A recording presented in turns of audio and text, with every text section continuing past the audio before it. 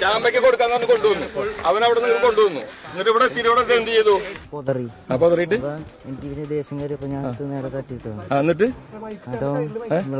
കയറി വന്നു. വീണ്ടും കയറി വന്നു. എന്നിട്ട് പിന്നെയും തട്ടിയിട്ടു. പിന്നെയും കയറി വന്നു. പിന്നെ തട്ടിട്ടു. ഞാൻ പോയി. അല്ല തട്ടിട്ട് പിന്നെ അവനെന്താ ചെയ്തത്? അവനവിടെ കിടന്ന് അവൻ താന്നുപോയാ? അപ്പൊ നീ എന്ത് ചെയ്തു? താന്നുപോയിപ്പോ ഞാൻ കണ്ടു പോയി. അപ്പൊ അവന് കൊല്ലാൻ വേണ്ടി തന്നെ 3 പ്രാവശ്യം ഉന്തിട്ടതല്ലേ? 6 വയസ്സുകാരൻ ആബേൽ കേരളത്തിന്റെ വലിയ വേദനയും നീറ്റിലുമാകുന്ന ഒരു രാത്രിയാണ്. ജോജോ എന്ന് പറയുന്ന ഒരു കൊടും കുറ്റവാളി, ഒരു കൊടും പാതകി, ഒരു നരാധമൻ എങ്ങനെയാണ് ആബേലിനെ കൊന്നുകളഞ്ഞതെന്ന് കുറ്റബോധമെന്ന വാക്ക് കേട്ടിട്ടില്ലാത്ത മട്ടിൽ വിശദീകരിക്കുന്ന വാക്കുകൾ പ്രേക്ഷകർ കേൾക്കുകയായിരുന്നു. പലയാവർത്തി നീന്തി രക്ഷപ്പെടാൻ, ആ ചളിക്കുളത്തിൽ നിന്നും അവന്റെ കുരുന്നു കൈകാൽ ഉപയോഗിച്ചുകൊണ്ട് നീന്തി രക്ഷപ്പെടാൻ ആബേൽ ശ്രമിച്ചതാണ്. ഓരോ തവണ കരയിലേക്ക് വരുമ്പോഴും വീണ്ടും പിടിച്ച് ആ അഴുക്കുകുളത്തിലേക്ക് എറിയും, വീണ്ടും പിടിച്ചെറിയും. അവസാനം ചവിട്ടിത്താഴ്ത്തി കൊന്നുകളഞ്ഞതാണ് ജോജോ എന്ന് പറയുന്ന ഈ കുറ്റവാളി. എങ്ങനെയാണ് മനുഷ്യരായി പിറന്നവർക്ക് അത്രമേൽ കൊടും ക്രൂരരും കുറ്റവാളികളും മനസ്സാക്ഷിയില്ലാതെ പെരുമാറാനും കഴിയുന്നത് എങ്ങനെയാണ്? പ്രിയപ്പെട്ട പ്രേക്ഷകരെ, വെക്കേഷൻ കാലമാണ്. നമ്മുടെ മാലാഖ പോലത്തെ നമ്മുടെ കുഞ്ഞുങ്ങൾ പുറത്ത് മറ്റ് യാതൊരുവിധ അപായ ഭീതിയുമില്ലാതെ കളിച്ചു നടക്കുന്ന കാലമാണ്. വിട്ടുവീഴ്ചയില്ലാത്ത ജാഗ്രതയുടെ ഒരു കണ്ണുകൾ നമ്മുടെ കുഞ്ഞുങ്ങൾക്ക് മുകളിൽ വേണം. കാത്തിരിക്കണം ഈ ജോജോയെ പോലെയുള്ള കിരാത ജന്മങ്ങളെ. പ്രിയ പ്രേക്ഷകർക്ക് എൻകൗണ്ടർ പ്രൈമിലേക്ക് സ്വാഗതം.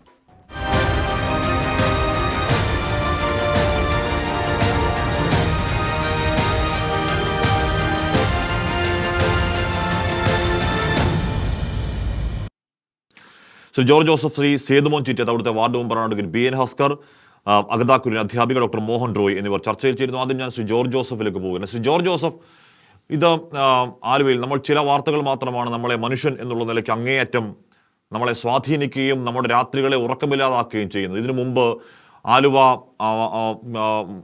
ആലുവ ചന്തയിൽ ഒരു കുഞ്ഞിനെ സമാനമായിരുന്നു ചോക്ലേറ്റ് കൊടുക്കും എന്ന് പറഞ്ഞ് പ്രലോഭിപ്പിച്ചു കൊണ്ടുവന്ന് ആ മൂലയിൽ ബലാത്സംഗം ചെയ്ത് കൊന്നുകളഞ്ഞ ഒരു നരാധമനെ നമ്മൾ കണ്ടതാണ്. ആ വാർത്ത വല്ലാതെ മനസാക്ഷിയുള്ളവരൊക്കെ ബാധിച്ചതാണ്. സമാനമായ രീതിയിൽ ഈ കുട്ടി ലൈംഗിക ചൂഷണത്തെ ചെറുത്തു, അമ്മയോട് പോയി പറയുമെന്ന് പറഞ്ഞു. ആ ദേഷ്യത്തിനെടുത്ത് ഇത് കുളമൊന്നുമല്ല ശ്രീ ജോർജ് ജോസഫ്, അങ്ങേയറ്റം ചെളിക്കുണ്ടാണ്. എന്ന് പറഞ്ഞാൽ മനുഷ്യവിസർജ്യം അടക്കം ഒഴുകിയെത്തുന്ന കെട്ടിക്കിടക്കുന്ന ഒരു ചെളിക്കുണ്ടാണ്. അതിലേക്ക് എറിഞ്ഞു. 6 വയസ്സ് മാത്രം പ്രായമുള്ളൂ. എങ്കിൽ കൂടിയും അവൻ്റെ കുഞ്ഞു കയ്യും കാലും ഒക്കെ ഉപയോഗിച്ചുകൊണ്ട് നീന്തി എങ്ങനെയെങ്കിലും കരയ്ക്ക് വരാൻ ശ്രമിച്ചു.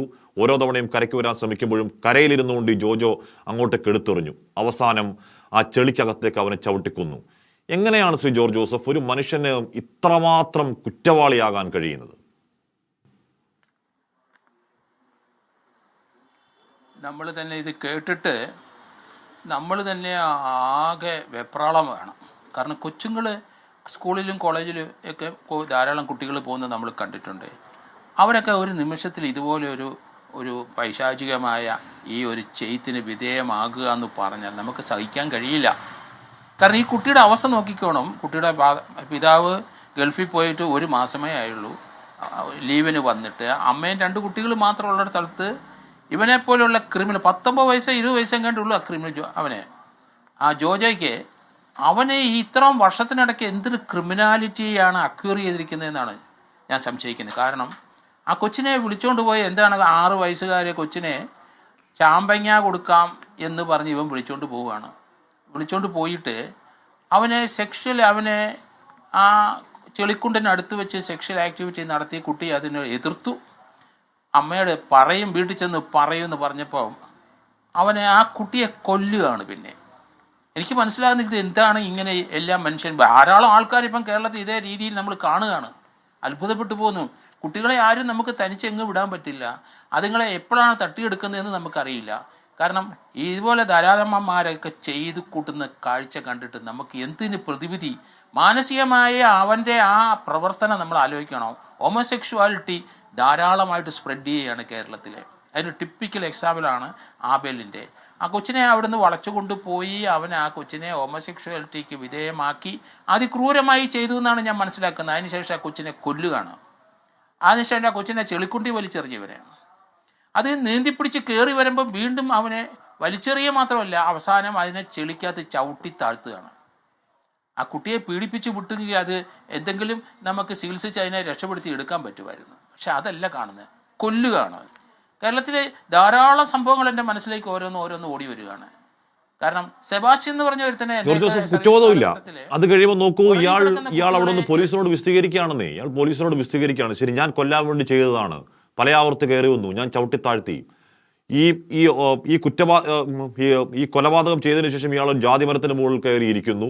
ഏതോ പെൺകുട്ടി കണ്ടു, ഇയാൾ താഴെ ഇറങ്ങി വന്ന് പോലീസിനൊപ്പം തെരച്ചിലിൽ വളരെ സജീവമായി അയാൾ ജോയിൻ ചെയ്യുന്നുണ്ട്. നമ്മുടെ ഇപ്പോൾ കൂടെ ഇരിക്കുന്ന കുഴൂർ പഞ്ചായത്ത് മെമ്പർ സേതുമോൻ്റെ ഒരു സംശയമാണ് യഥാർത്ഥത്തിൽ ഈ ബ്രേക്ക് ത്രൂയിലേക്ക് എത്തിച്ചത്. അതുപോട്ടെ, അത് മറ്റൊരു കാര്യം. നോക്കൂ, എത്രമാത്രം കൂളായിട്ടാണ്, എത്രമാത്രം അതിഭീകരമായ ഒരു കൊലപാതകം നിർവഹിച്ചതിന് ശേഷം പോലീസുകാർക്കൊപ്പം എത്രമാത്രം കൂളായി അയാൾ ആ സമയം അവിടെ നിന്നു. പിടിക്കപ്പെട്ടതിന് ശേഷം കുറ്റബോധം എന്നൊരു വാക്ക് അയാളുടെ മുഖത്തുണ്ടോ ശ്രീ ജോർജ് ജോസഫ്? തീർച്ചയായിട്ടും. അതാ ഞാൻ പറഞ്ഞു, ഈ സൈസ് ധാരാളം ആൾക്കാരെ നമ്മൾ ദൈനംദിനം കാണുകയാണ്. ഒരു കുറ്റബോധവുമില്ല, മനുഷ്യജീവന് യാതൊരു വിലയും കൽപ്പിക്കാതെ വളർന്നു വന്നവന്മാരാണ് ഇങ്ങനെയുള്ള ധാരാളം ആൾക്കാരെ കാണുകയാണ്. ഞാൻ അതുകൊണ്ട് പറയുന്നത്, സെബാസ്റ്റ്യൻ എന്ന് പറഞ്ഞ ഒരുത്തിനെ നമുക്ക് ഈ മുട്ടത്തറ അല്ലെങ്കിൽ ചെറിയതുറ വലിയതുറ ഏരിയയിൽ അന്ന് കാലഘട്ടത്തിൽ തൊട്ടി ഉറങ്ങിക്കിടക്കുന്ന കുട്ടി എടുത്തുകൊണ്ട് പോയി അവൻ സെക്ഷൽ ഇത് ചെയ്യുകയാണ്. സെബാസ്റ്റ്യനെ അവനെ അവസാനം പിടിച്ച് 4-5 മർഡറാണ് അവൻ ചെയ്തത്, ഈ കൊച്ചുകളെ എടുത്തുകൊണ്ട് പോകുന്നത്. കാരണം അത് ഹോമോസെക്ഷുവാലിറ്റിയിലൂടെ തന്നെയാണ് അവന് സഞ്ചരിച്ചത്. ധാരാളം ആൾക്കാരെ നമ്മളിപ്പം കാണുന്നുണ്ട് ഇതുപോലെ. പ്രായമായവരും എല്ലാവരും ഇത് ഹോമോസെക്ഷുവാലിറ്റി പോകുന്നു. കാരണം എന്താണ് അങ്ങനെ മനുഷ്യൻ ഇങ്ങനെ ക്രൂരനായി മാറുന്നത്? എന്നിട്ട് അവനെ യഥേഷ്ടം അവരെ ഉപയോഗിച്ച ശേഷം കൊല്ലുന്ന പ്രവണത എനിക്ക് മനസ്സിലാകുന്നില്ല. എന്ത് ലാഘവബുദ്ധിയോടെയാണ് അവൻ ആ കഥ പറയുന്നത്? ഇതിനകത്തൊരു CCTV ദൃശ്യത്തിലാണ് ഈ കുട്ടി ഇവർ നടന്നു പോകുന്നത് കണ്ടതെന്ന് അത് പഞ്ചായത്ത് മെമ്പർ അവർ CCTV ദൃശ്യം അവിടെ നോക്കി കണ്ടുപിടിച്ചു. അങ്ങനെയാണ് ഇവനിലേക്ക് വരുന്നത്. പിന്നീട് എത്ര കൂളായിട്ട് അവൻ അത് അഡ്മിറ്റ് ചെയ്യുന്നത്. അവനൊരു കുറ്റബോധവും ഇല്ല. ഇത് ചെയ്യുന്നതൊക്കെ എന്തോ ഒരു പുണ്യകർമ്മമാണ് അവൻ ചെയ്യുന്നതെന്നാണ് അവൻ്റെ ധാരണ. ഇങ്ങനെ വളർന്നു വരുന്ന ധാരാളം തലമുറയാണ് നമ്മുടെ ചുറ്റുമുള്ളത്. എത്ര കുട്ടികളെയാണ് കൊന്നത്. നേരത്തെ തന്നെ ആലുവയിൽ കണ്ടത് നമ്മൾ മാനസികമായ ആരോഗ്യം കിട്ടാനുള്ള ഞാൻ അങ്ങനെയൊക്കെ എത്താം സാർ. പിന്നെയും എത്ര ആവർത്തി ആലുവയിൽ തന്നെ പിന്നെയും ആവർത്തിച്ചു, ആലുവയിൽ തന്നെ പിന്നെയും അത് ആവർത്തിച്ചില്ലേ? ഞാൻ അങ്ങനെയൊക്കെ എത്താം. ശ്രീ സേതുമോൻ ചിറ്റേത്ത്, ഇത് തിരച്ചിലിൽ താങ്കൾക്ക് തോന്നിയ ഒരു സംശയമാണ് യഥാർത്ഥത്തിൽ ഈ പ്രതിയിലേക്ക് എത്താനും ഇത് ഇത്തരത്തിലുള്ള നിഷ്ഠൂരമായ ഒരു ഹത്യയാണ് എന്ന് കേരളത്തിന് ബോധ്യപ്പെടാനും ഇടയാക്കിയത്. അല്ലെങ്കിൽ ഇതൊരു സ്വാഭാവിക മുങ്ങിമാറണമല്ല. ആരും ചോദിക്കും, പോസ്റ്റ്മോർട്ടം റിപ്പോർട്ടിൽ ശ്വാസകോശത്തിൽ മലിനജലം എന്ന് പറഞ്ഞാൽ ഏതെങ്കിലും തരത്തിൽ കൊലപാതകത്തിൻ്റെതായ സൂചനകളുണ്ടോ? ഇല്ല. സ്വാഭാവികമായ ഒരു മുങ്ങിമരണം എന്ന നിലയ്ക്ക് മാറേണ്ടിയിരുന്ന ഒന്ന് താങ്കളുടെ ഒരു സംശയത്തെ തുടർന്നാണ് ഈ പ്രതിയിലേക്കൊക്കെ എത്തിയത്. എന്തുകൊണ്ടാണ് നിങ്ങൾക്കൊപ്പം തിരച്ചിലിൽ വളരെ സജീവമായി ഉണ്ടായിരുന്ന ഇവനിലേക്ക് താങ്കളുടെ സംശയം പോകാനുള്ള കാരണം ശ്രീ സേതുമോൻ ചിറ്റേത്ത്? നമസ്കാരം. അത് ഞങ്ങൾ ഈ തെരച്ചിൽ ആരംഭിക്കുമ്പോൾ തന്നെ ഈ കുട്ടിയെ കാണാണ്ടായി എന്ന് പറഞ്ഞ സമയം മുതൽ ഉടനെ തന്നെ ഞങ്ങൾ അവിടെ ചെല്ലുകയും തെരച്ചിൽ ആരംഭിക്കുകയും ചെയ്തപ്പോൾ സജീവമായിട്ട് ഈ ജോജോ എന്ന് പറയുന്ന ഈ പ്രതി നമ്മുടെ ഒപ്പം തന്നെ ഉണ്ടായിരുന്നു. പിന്നെ അദ്ദേഹത്തിൻ്റെ പശ്ചാത്തലം നമുക്ക് ഏകദേശം അറിയാവുന്നത് കൊണ്ട് നമ്മൾ അവനോട് ചോദിച്ചു, കുട്ടി നീ നിൻ്റെ കൂടെ വന്നിരുന്നു എന്ന് ചോദിച്ചപ്പോൾ അവൻ പറഞ്ഞു, എൻ്റെ കൂടെ ആ പാടത്തിൻ്റെ അവിടം വരെ വന്നിട്ട് ഞാൻ തിരിച്ചു വിട്ടു എന്ന് പറയുന്നു. എന്നിട്ട് സജീവമായിട്ട് അവൻ നമ്മുടെ ഒപ്പം തന്നെ, നമ്മൾ പലതും അങ്ങനെ കണ്ടിട്ടുണ്ടല്ലോ, നമ്മുടെ ഒപ്പം തന്നെ നിന്നുകൊണ്ട് തിരയാനായിട്ട് നമ്മുടെ ഒപ്പം വരികയാണ്. യാതൊരുവിധ ഒരു മുഖത്തൊരു ടെൻഷനോ ഒന്നും തന്നെ കാണുന്നില്ല. പക്ഷെ അപ്പോൾ പോലും നമ്മളിൽ നിന്ന് മാറി നടക്കാൻ അവൻ നമ്മളെ ഡയറക്ഷൻ മാറ്റിവിടാനുള്ളൊരു ശ്രമം അവൻ്റെ ഭാഗത്തുനിന്ന് നമുക്ക് ശ്രദ്ധയിൽപ്പെട്ടിട്ടുണ്ടായിരുന്നു. അപ്പോൾ നമ്മുടെ മാളയിലെ മറ്റേ SI സുരേഷ് സാറ് ആ ടീമാണ് അപ്പോൾ വന്നത്. നമ്മൾ ഉടനെ വിളിച്ചറിയിച്ചതെന്ന് വെച്ചാൽ ഉടനെ തന്നെ വരികയും ചെയ്തിരുന്നു. അപ്പോൾ സാറിനോട് നമ്മൾ ഈ സംശയം പറഞ്ഞു, ഇവനെ ആളത്ര വെടുപ്പല്ലാത്തത് കൊണ്ട് ഇവനെ ഒന്ന് ശ്രദ്ധിക്കുന്നത് നല്ലതായിരിക്കും എന്നുള്ള രീതിയിലാണ് കണ്ടത്. പക്ഷെ നമുക്ക് CCTV ദൃശ്യങ്ങളിൽ കിട്ടിയ ആ ഒരു 6-8-നാണ് ഇവൻ്റെ കൂടെ ആ കുട്ടി അങ്ങോട്ട് പാസ് ചെയ്യുന്ന നമുക്ക് കാണുന്നത്. പിന്നീട് തിരിച്ച് ആ കുട്ടി വരുന്നതായിട്ട് നമ്മൾ കാണുന്നില്ല. പിന്നെ ഇവൻ്റെ പശ്ചാത്തലം നോക്കുമ്പോൾ നമുക്ക് കുറച്ചും കൂടി ആളൊരു നല്ലൊരു ആചാനബാഹു എന്നൊക്കെ പറയുന്ന മാതിരി തന്നെയുള്ള ആളാണ്. 18 വയസ്സായ കൂടെ ഒരു നല്ലൊരു ആരോഗ്യമുള്ള ദൃഢഗാത്രനായിട്ടുള്ള ഒരു പയ്യനാണ് അവൻ. പിന്നെ ഞാൻ ചോദിച്ചു അപ്പോൾ അവനോട്, നീ കുട്ടിയെ എങ്ങോട്ടാ നിൻ്റെ കൂടെ വന്നതെന്ന് ചോദിച്ചാൽ പറഞ്ഞു, ഞാൻ സ്പോട്ട് കാണിച്ചത് ഇവിടം വരെ വന്നു, എന്നിട്ട് ഞാൻ ചീത്ത പറഞ്ഞപ്പോൾ തിരിച്ചിങ്ങോട്ട് പോന്നു എന്ന് പറഞ്ഞു. പിന്നീട് അടുത്തുള്ളൊരു കുട്ടി പറയുന്നു, ജാതിയുടെ അവിടെ നിന്ന് ഇങ്ങനെ ചാടി വരുന്നത് കണ്ടെന്ന്. അപ്പം നമുക്ക് ആ ടൈം വെച്ച് നോക്കുമ്പോൾ 6-8-നാണ് ഇവർ രണ്ടുപേരും പോകുന്നതായിട്ട് കാണുന്നത്. തിരിച്ച് ആ കുട്ടി ഇങ്ങോട്ട് വന്നിട്ടില്ല. അപ്പം നമ്മൾ ഒന്നുറപ്പിച്ചു ഇവൻ്റെ കൂടെ തന്നെയാണ് കുട്ടി പോയിട്ടുള്ളതെന്ന്. പിന്നെ സജീവമായിട്ട് ഇവൻ നമ്മുടെ കൂടെ കുറച്ച് നേരം അപ്പോഴേക്ക് ഇരുട്ടായി തുടങ്ങിയിരുന്നു. അപ്പോൾ ഈ പോലീസിനോട് പറഞ്ഞപ്പോൾ തന്നെ അവർ വ്യക്തമായിട്ട് അവനെ മാറ്റി നിർത്തി ചോദിക്കുകയും പിന്നീട് സ്റ്റേഷനിലേക്ക് കൊണ്ടുപോവുകയാണ് ചെയ്തത്. ഒരു പക്ഷേ നിങ്ങൾ പറഞ്ഞ മാതിരി ഈ സ്റ്റേഷനിൽ അവൻ അവിടെ ചെന്നില്ലായിരുന്നുവെങ്കിൽ, അവനെ ചോദ്യം ചെയ്തില്ലായിരുന്നെങ്കിൽ സ്വാഭാവികമായിട്ട് ആ കുട്ടി മുങ്ങി മരിച്ച, നിങ്ങൾ പറഞ്ഞ മാതിരി അവിടെ വഴിതെറ്റിപ്പോയി ആ കുളത്തിൽ വീണ് അല്ലെങ്കിൽ ആ ചെളിക്കുട്ടിൽ വീണ് മരണപ്പെട്ടു എന്ന് മാത്രമായിട്ട് മാറിയേനെ. ഇവനെ പോലുള്ള ക്രിമിനൽ വീണ്ടും നമ്മുടെ നാടിന് ഇതുപോലെ ഇവൻ വീണ്ടും വീണ്ടും ചെയ്തേനെ. അതെന്തായാലും ഒരു ദൈവാധീനമാണ്. എന്തായാലും നമ്മുടെ നാടിനെ സംബന്ധിച്ചിടത്തോളം ഇയാളെ പറ്റി ഇപ്പോൾ ഈ പറയുന്ന പിതാവിന്റെ സഹോദരിയും, അവർ പിതാവിന്റെ സഹോദരനും ടീംസാണ്. അവർ സാധാരണ ഇടത്തരം കുടുംബമാണ്, ഗൾഫിലൊക്കെ പോയി അത്യാവശ്യം ജീവിച്ചു വരുന്നതേ ഉള്ളൂ. അപ്പോഴേക്കും ഒരു ജന്മത്തേക്ക് തീർത്താൽ തീരാത്ത വേദന ഇവരുണ്ടാക്കി കൊടുക്കുന്നുണ്ടല്ലോ കുടുംബത്തിന്. ആ പിതാവിന്റെ സഹോദരനെയും ഒക്കെ കരച്ചിൽ കണ്ടു നിൽക്കാൻ പറ്റും. അമ്മാതിരി എന്തൊരു ഹൃദയം തകർന്ന നിലവിളിയാണ്. അതങ്ങനെയല്ലേ, അങ്ങനെ പറ്റുള്ളൂ. അങ്ങനെയാണ്. ശ്രീ സേതുമോൻ, ഇയാൾ പ്രശ്നക്കാരനാണ്. ഇയാൾ പണ്ടൊരു ബൈക്ക് മോഷണ കേസിലെ പ്രതിയായ ആളാണ്. ഇയാൾ ഇടയ്ക്ക് ദുരൂഹമായി നാട്ടിൽ നിന്ന് മാറിപ്പോവാറുണ്ട്. 5-6 മാസങ്ങൾ ഇയാൾ എവിടെയാണെന്ന് ആർക്കും അറിയില്ല. പിന്നീട് വീണ്ടും നാട്ടിലേക്ക് എത്തുന്ന ഒരാളാണ്. താങ്കൾക്കടക്കമുള്ളവർക്ക് ഇവൻ്റെ ഈ ദുരൂഹമായ പശ്ചാത്തലം അറിയാവുന്നതാണ്. എങ്ങനെയാണ് ഇത് നമ്മുടെ ഇപ്പം ഫ്ലാറ്റുകളെ പറ്റിയോ അല്ലെങ്കിൽ നഗരമേഖലകളിലൊക്കെ ഒരു വീടും അപ്പുറത്തെ വീടും തമ്മിൽ ബന്ധമില്ല എന്നൊക്കെ പറയാം. ഇതങ്ങനെയല്ലോ. ഇത് നല്ല ഗ്രാമപ്രദേശമാണ്. അയൽവാസികൾ തിക്കായി അങ്ങോട്ടും ഇങ്ങോട്ടും സഹകരിച്ച് ജീവിക്കുന്ന മനുഷ്യരാണ്. ഇപ്പുറത്തെ വീടുണ്ടാകുന്ന ഭക്ഷണം അപ്പുറത്ത് കൊണ്ടു കൊടുക്കുന്ന ആ സംസ്കാരമുള്ള മേഖലയാണ്. ആ മേഖലയിൽ ആരോരും അറിയാതെ ഒരു കുഞ്ഞിനെ ചാമ്പയ്ക്ക പറിച്ചു കൊടുക്കാമെന്ന് പ്രലോഭിച്ച് ഇയാൾ ഇങ്ങനെ നടത്തിക്കൊണ്ട് പോയത് എങ്ങനെയാണ് ശ്രീ സേതുമോൻ?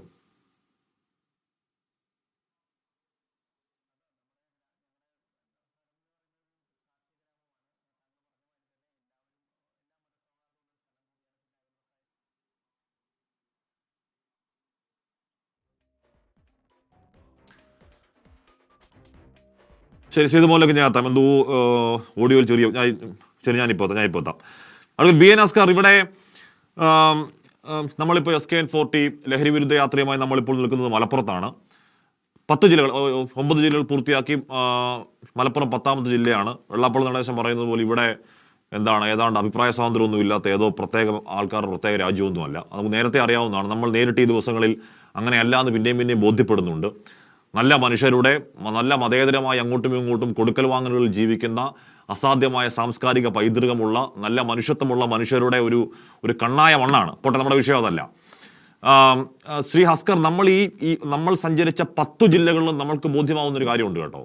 ആ ബോധ്യമാവുന്ന കാര്യം, നമ്മുടെ നാട്ടിൻ്റെ ഓരോ ഇഞ്ചും ഓരോ പഞ്ചായത്തും ഈ പറയുന്ന മാരക രാസലഹരിയിൽ നിന്ന് മുക്തമല്ല എന്നുള്ള കാര്യമാണ്. നമ്മുടെ വിഷയം പിന്നെയും അതല്ല. പക്ഷേ ഇതുമായൊക്കെ കണക്ഷൻ നമ്മൾ ഈ ദിവസങ്ങളൊക്കെ നമ്മൾ കാണുന്നുള്ളൂ. ഇയാൾ ലഹരി ഉപയോഗിച്ചിട്ടുണ്ടോ എന്ന കാര്യം പിന്നീട് തെളിയട്ടെ. പക്ഷേ ഈ പറഞ്ഞ അങ്ങേയറ്റം ബ്രൂട്ടലായ കൊലപാതകങ്ങൾ, കഴുത്തറത്തും കൈവെട്ടിയും കാലുവെട്ടിയും ഒക്കെ കൊല്ലുന്ന അങ്ങേയറ്റം ബ്രൂട്ടലായ കൊലപാതകങ്ങൾക്കൊടുവിൽ കുറ്റബോധമില്ലാത്ത മുഖങ്ങൾ നമ്മൾ ആദ്യമായി കാണുന്നതല്ല. നമ്മൾ ഇതിനു മുമ്പ് താമരശ്ശേരിയിലെ അമ്മയെ കൊന്നവൻ്റെയും അതിനു മുമ്പ് അച്ഛനെ കൊന്നവൻ്റെയും ഒക്കെ കുറ്റബോധമില്ലാത്ത മാധ്യമങ്ങൾക്ക് നേരെ ഫ്ലൈയിങ് കേസ് കൊടുക്കുന്ന കുറ്റവാളികളെ നമ്മൾ കേരളത്തിന് പുതുമയല്ല.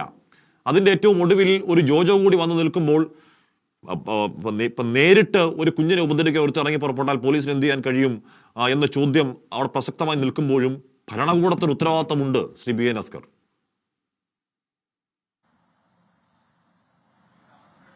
അല്ല ഹാഷ്മി, ഇതിൽ കേരളത്തിൻ്റെ പൊതു സാമൂഹ്യ മാറ്റത്തിലൊരു വലിയ ചലനം വന്നിട്ടുണ്ടെന്നും ആ സാമൂഹ്യ മാറ്റം കണ്ടില്ലാതെന്നും കാണാതെ പോകുന്നു എന്നുള്ളതൊരു വലിയ കുറ്റമായി പൊതുസമൂഹത്തിന് മുന്നിൽ നിൽക്കുന്നുണ്ട്. ഇതൊരു സാമൂഹ്യ മാറ്റത്തിന്റെ അല്ലെങ്കിൽ ഒരു പരിക്രമത്തിന്റെ ഒരു ഘട്ടത്തിലൂടെയാണ് നാം കടന്നു പോകുന്നത്. അങ്ങ് പരിശോധിക്കൂ, കേരളത്തിൽ സമീപകാലത്തായി ഉണ്ടായിട്ടുള്ള മുഴുവൻ കൊലപാതകങ്ങളുടെയും ഒരു പശ്ചാത്തലം പരിശോധിച്ചു കഴിഞ്ഞാൽ അത് കുടുംബങ്ങൾക്കുള്ളിൽ നിന്നോ പരിചിതരായിട്ടുള്ള ആളുകളിൽ നിന്നോ നടന്നു വരുന്ന കൊലപാതകങ്ങളാണ് പൊതുവിൽ കേരളത്തിൽ ഇപ്പോൾ വർദ്ധിച്ചു വരുന്നത്. മുമ്പ് അങ്ങനെ ആയിരുന്നില്ല. മുമ്പ് രാഷ്ട്രീയ കൊലപാതകങ്ങളോ അല്ലെങ്കിൽ വൈരാഗ്യത്തിന്റെ മേലിൽ ഉണ്ടായിട്ടുള്ള കൊലപാതകങ്ങളോ ആയിരുന്നു കേരളത്തിൽ വർദ്ധിച്ചു വന്നിരുന്നത് എന്നതിൽ നിന്ന് മാറിക്കൊണ്ട് ഒരു മുറിക്കുള്ളിൽ, ഒരു വീടിനുള്ളിൽ അല്ലെങ്കിൽ അയൽപക്കത്ത് കൊലപാതകങ്ങൾ നടക്കുന്നു സാഹചര്യത്തിലേക്ക് കേരളീയ പൊതുസമൂഹം മാറിയിട്ടുണ്ട്. ഇതിൽ അങ്ങ് പറഞ്ഞതുപോലെ ലഹരി ഒരു പ്രധാനപ്പെട്ട കാര്യം തന്നെയാണ്, അല്ലെങ്കിൽ ഒരു കാരണം തന്നെയാണ്. അതൊരു പക്ഷേ ഇപ്പോൾ ഒരു ദിവസം തന്നെ നിരവധി ഈ ലഹരി വിൽപ്പനക്കാരെയൊക്കെ പോലീസിന് കണ്ടെത്തി പിടിച്ച് കോടതിക്ക് മുമ്പിലെത്തിച്ച് ജയിലിലടയ്ക്കാൻ കഴിയുന്നുവെന്നും കോടതികൾ വളരെ കർശനമായി ജാമ്യം കൊടുക്കാതിരിക്കുകയൊക്കെ ചെയ്യുന്നു സാഹചര്യം ഇന്നിപ്പോൾ കേരളത്തിലുണ്ട്. മാത്രമല്ല പൊതുസമൂഹവും അങ്ങ് പറയുന്നത് പോലെ ആദരണീയനായ ശ്രീധരൻ നായർ അടക്കമുള്ള ആളുകൾ കേരളത്തിലെ മാധ്യമ സ്ഥാപനങ്ങളും അടക്കം ഇത്തരത്തിൽ ലഹരി വിരുദ്ധ പ്രവർത്തനങ്ങൾക്ക് നേരിട്ട് പങ്കാളിയാവുകയും സംസ്ഥാന സർക്കാർ അതിന്റെ നേതൃത്വം ഏറ്റെടുത്ത് അത്തരത്തിൽ മികച്ച പ്രവൃത്തികൾ ചെയ്യുകയും ചെയ്യുന്നു എന്നുള്ള വസ്തുത കൂടി നാം മറന്നുപോകരുത്.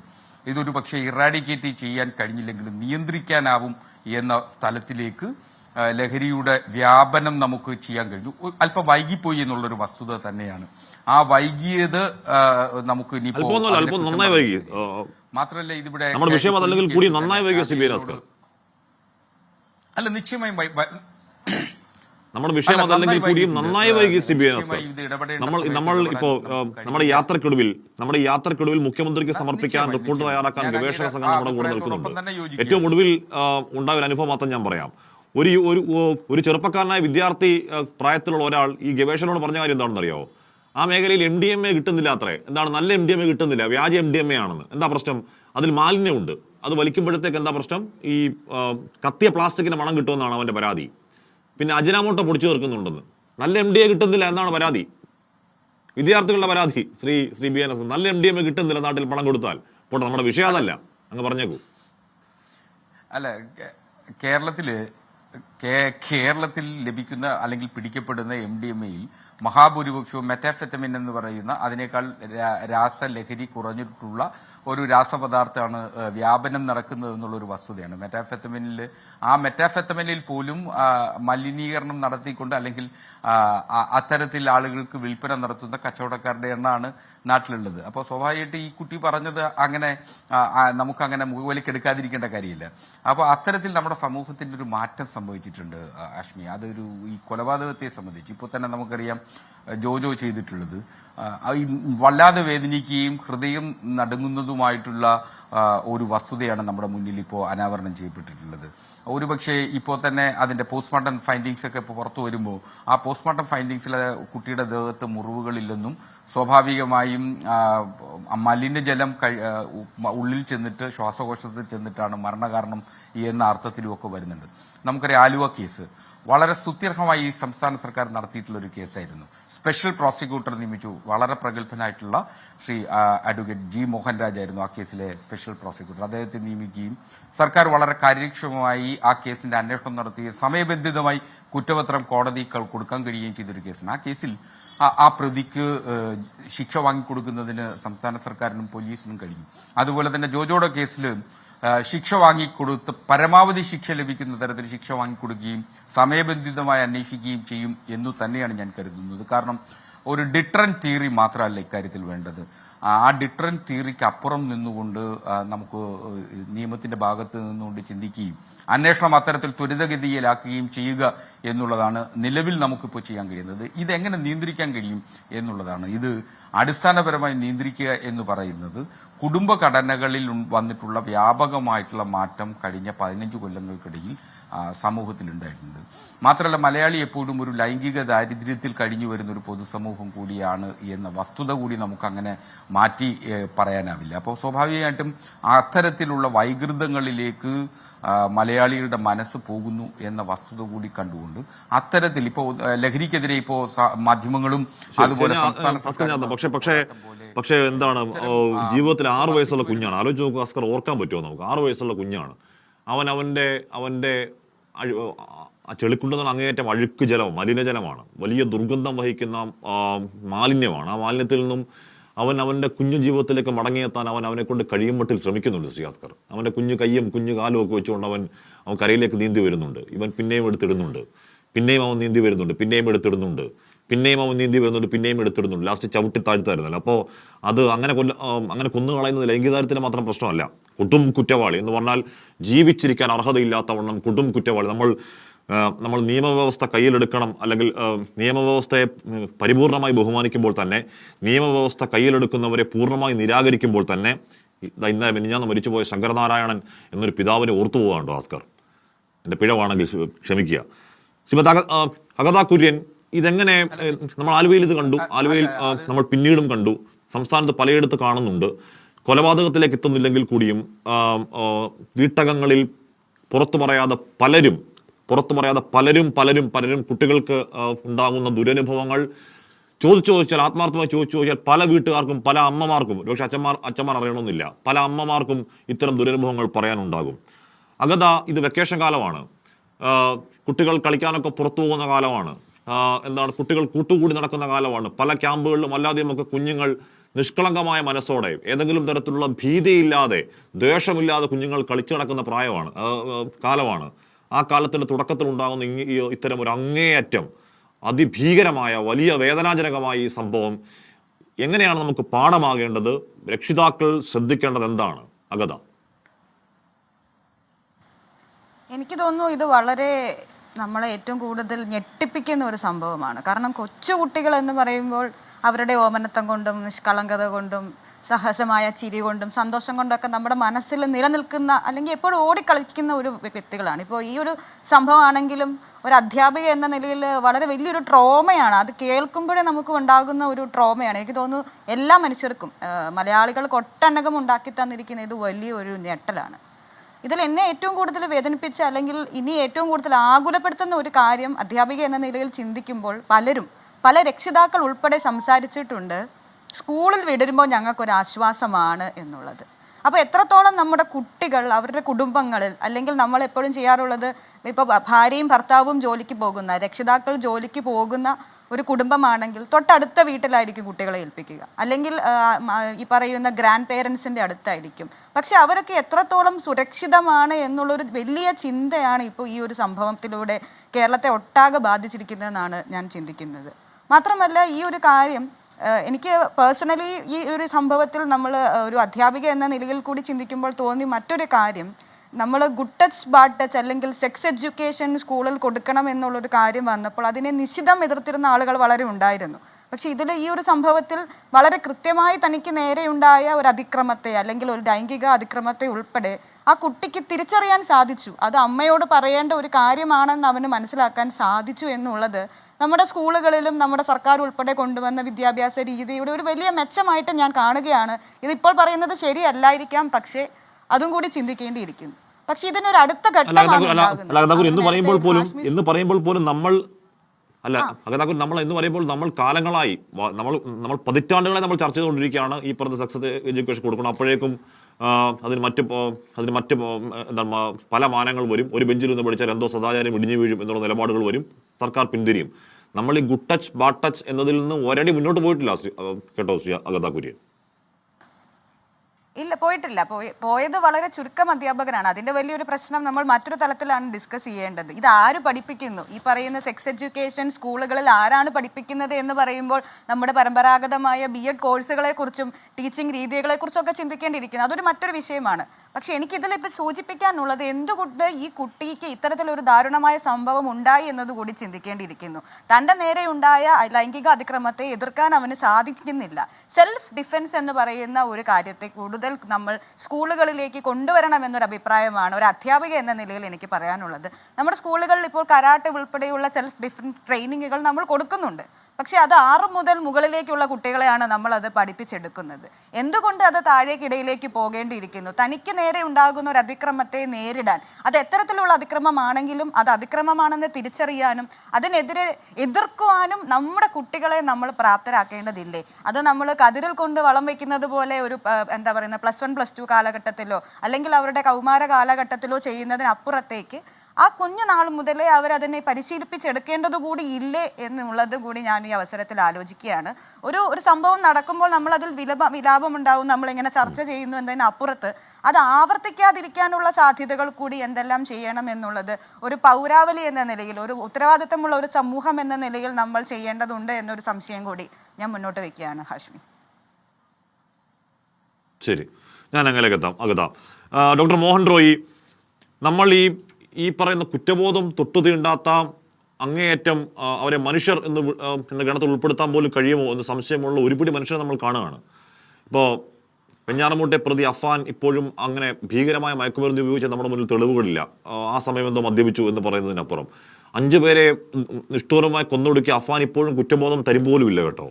താമരശ്ശേരിയിൽ ഒരു പ്രതി മാധ്യമങ്ങൾക്ക് മുന്നിൽ ഫ്ലൈയിങ് കേസ് കൊടുക്കുമായിരുന്നു. അയാൾ പറഞ്ഞത് എന്താണ്? എന്നെ ജനിപ്പിച്ചതിനുള്ള ശിക്ഷ ഞാൻ ആ സ്ത്രീക്ക് കൊടുത്തു. ആരെപ്പറ്റിയാണ് പറയുന്നത്? സ്വന്തം അമ്മയെ ട്യൂമർ ബാധിച്ച് വീട്ടിൽ ചികിത്സയിൽ കിടന്ന ഒരു അമ്മയെ അപ്പുറത്തുനിന്ന് വടിവാൾ വാങ്ങിച്ച് കഴുത്തറുത്ത് കൊന്ന കേസിലെ പ്രതിയാണ് പറയുന്നത്, താമരശ്ശേരിയിലെ പ്രതി. അവിടെ കോഴിക്കറി ഇല്ലാത്തതിന് കഴുത്തറുത്ത് കൊന്ന വേറൊരു പ്രതിയുണ്ട്. അവനും തരിമ്പിന് തെല്ലും കുറ്റബോധം ഇപ്പോഴും ഇല്ല. കുറ്റബോധമില്ലാത്ത ഈ ചെകുത്താന്മാർ പെരുകുന്ന കാലം, ഈ കെട്ടകാലം ഉണ്ടാവുന്നത് എങ്ങനെയാണ്? ഒരു പരിഹാരം എന്താണ് ശ്രീ മോഹൻ റോയ്? ഇതിൽ നമ്മൾ മനസ്സിലാക്കേണ്ടത്, നമ്മളിപ്പോൾ ഓരോ കുറ്റകൃത്യവും നമ്മൾ പറയുന്നത് പോലെ നമ്മൾ വിശകലനം ചെയ്യുമ്പോൾ ഈ വ്യക്തിയുടെ സ്വഭാവ പ്രത്യേകതകൾ വിശകലനം ചെയ്യാറുണ്ട്. ഇത് സ്വാഭാവികമായിട്ടും ഇനി നമുക്ക് എന്താണ് ചെയ്യേണ്ടതെന്ന് അറിയാനും ഇത്തരം കുറ്റകൃത്യങ്ങൾ ആവർത്തിക്കാനുള്ള സാധ്യത കുറയ്ക്കാനുമാണ്. അത് നമ്മൾ പരിശോധിക്കുമ്പോൾ ഇപ്പോൾ ഈ വ്യക്തിയെക്കുറിച്ചുള്ള ഒരു നേരത്തെയുള്ള കാര്യങ്ങളൊന്ന് പരിശോധിച്ചാൽ എനിക്ക് തോന്നുന്നത് മാധ്യമങ്ങളിലൊക്കെ തന്നെ വന്നിട്ടുണ്ട്. ഇദ്ദേഹത്തിന് നേരത്തെ ഒരു ക്രൈമുമായി ബന്ധപ്പെട്ട ഒരു സർക്കാർ സംവിധാനത്തിൽ ഇദ്ദേഹത്തെ പ്രവേശിപ്പിച്ചിട്ടുണ്ട്. എൻ്റെ ഒരു സംശയം എന്ന് വെച്ചാൽ ഇത്തരത്തിൽ പ്രവേശിക്കപ്പെട്ട ഒരാൾ, അപ്പോൾ അവിടെ പ്രവേശിക്കപ്പെടുമ്പോൾ സ്വാഭാവികമായിട്ടും നമ്മുടെ സംവിധാനങ്ങൾ ഇത്തരത്തിലുള്ള കുറ്റവാളികളുടെ ഒരു മനോനില പരിശോധന ഉൾപ്പെടെ നടത്തണമെന്നുള്ളത് എത്രയോ നാളായി നമ്മൾ പറഞ്ഞുകൊണ്ടിരിക്കുന്ന ഒരു കാര്യം. അതായത് കുറ്റവാളികളുടെ ഈ ഒരു മനോനില വിശകലനം എന്ന് പറയുന്നത് അയാൾക്ക് ഈ കുറ്റകൃത്യമല്ലാതെ മറ്റൊരു കുറ്റകൃത്യത്തിന് മറ്റോ വാസനയുണ്ടോ അത് തിരിച്ചറിയാൻ വേണ്ടിയിട്ടാണ്. അപ്പോൾ അവിടുത്തെ ഒരു അന്തേവാസിയായിരുന്ന ഒരാൾ ഈ പുറത്ത് വന്നിട്ട് ഇനി ഇയാളിത് പ്ലാൻ ചെയ്തത് നമ്മളൊന്ന് ആലോചിച്ച് നോക്കണം. ഇയാളെ കുട്ടിയോട് പറയുകയാണ് ഈ കുട്ടിക്ക് ചാമ്പയ്ക്ക താല്പര്യമുണ്ടെന്ന് ഇയാൾക്ക് അറിയാതിരിക്കണം. ഇയാളെ കുട്ടിയെ അങ്ങോട്ട് കൊണ്ടുപോകുന്നു, ഈ പ്രകൃതി വിരുദ്ധ ഒരു ലൈംഗിക കൃത്യത്തിന് ശ്രമിക്കുന്നു. അങ്ങനെ ശ്രമിക്കുന്ന ഒരാൾ ആദ്യമായിട്ടായിരിക്കുമോ ഇത്തരത്തിലൊരു കുട്ടിയെടുത്തതിന് ശ്രമിച്ചിട്ടുണ്ടാവുക? ഇതിന് മുമ്പ് ഇത് ശ്രമിച്ചിട്ടുണ്ടാവുമോ?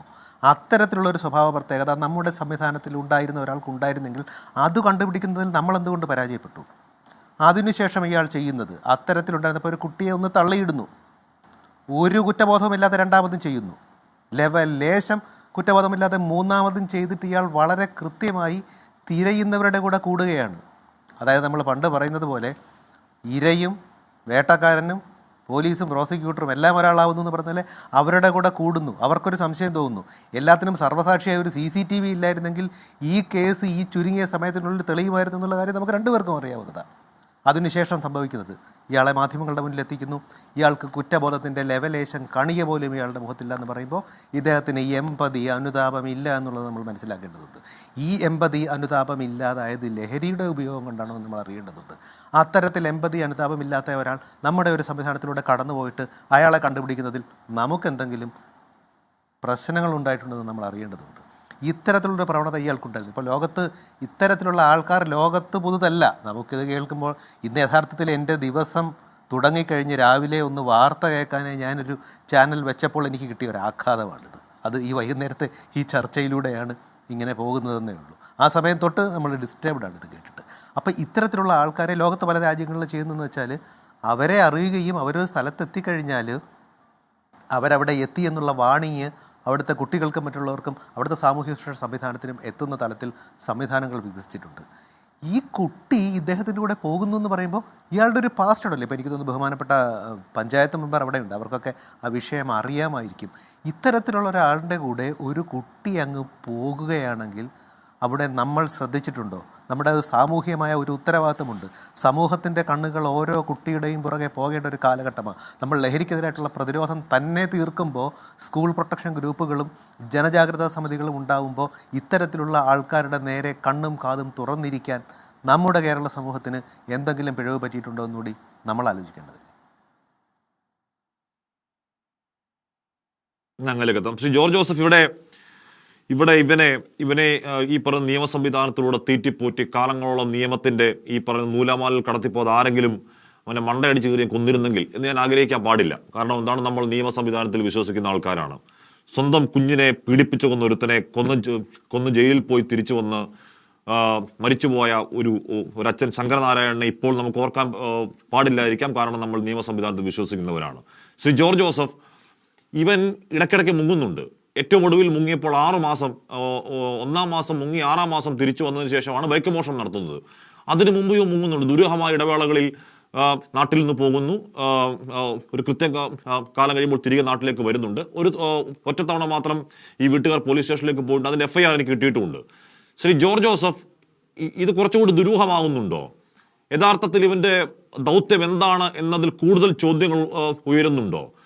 കൃത്യമായ കാലയളവിൽ ആരോരും അറിയാത്ത ഇവൻ എവിടെ പോയി, അവിടെ പോയ കാലയളവിൽ ഇവൻ എവിടെയൊക്കെ എന്തൊക്കെ ചെയ്തു, സമാനമായി മറ്റു കുറ്റകൃത്യങ്ങൾ ചെയ്തിട്ടുണ്ടോ എന്നതിനെക്കുറിച്ച് വിശദമായ അന്വേഷണം അനിവാര്യമല്ലേ ശ്രീ ജോർജ് ജോസഫ്?